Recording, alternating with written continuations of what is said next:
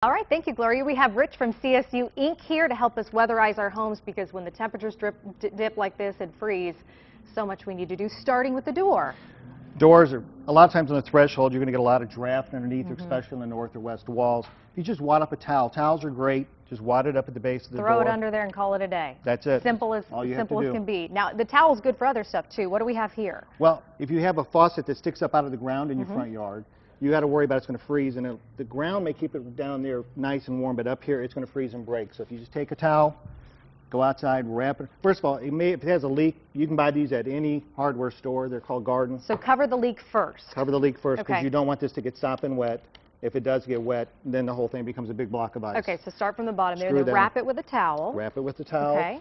You can put rubber bands, tape, whatever you want around on it. Then take a plastic bag and cover it.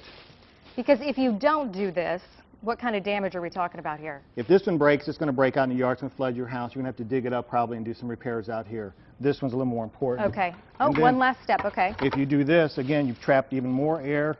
You've got several pockets of air and several layers on here. This will really help protect this one. Okay, and then this is if you have it attached to your house, which you would think it would be warm because it's attached to your house, but that's not the case. It's not. The pipe going back in the wall, this wall here is not heated right behind her. There's a space right there, and that's not going to be heated. So what you want to do is try to protect this.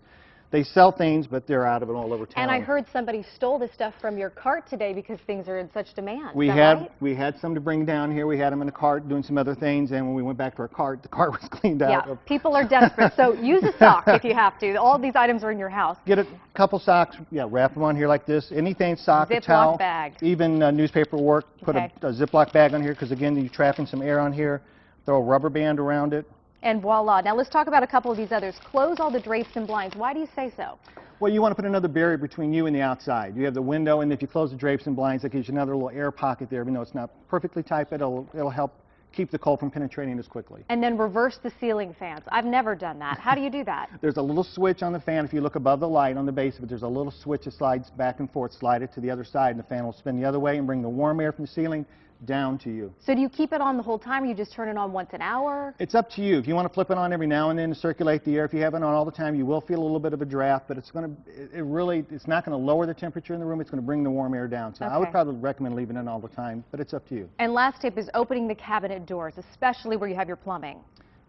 Where there's a sink, and especially on a north or west wall, you want to open the cabinet doors up to let the heated air from the house get underneath the sink and keep all the pipes warm. Okay. And if it's an older home and it's not really well insulated, you might want to open the faucets and leave them running a little bit, just a little bit more than a drip. Okay, perfect. Rich, thank you. And the best part about all of this, Pete, is it's free. We're talking towels, socks. You could use just pretty much anything in your house, which is great, right?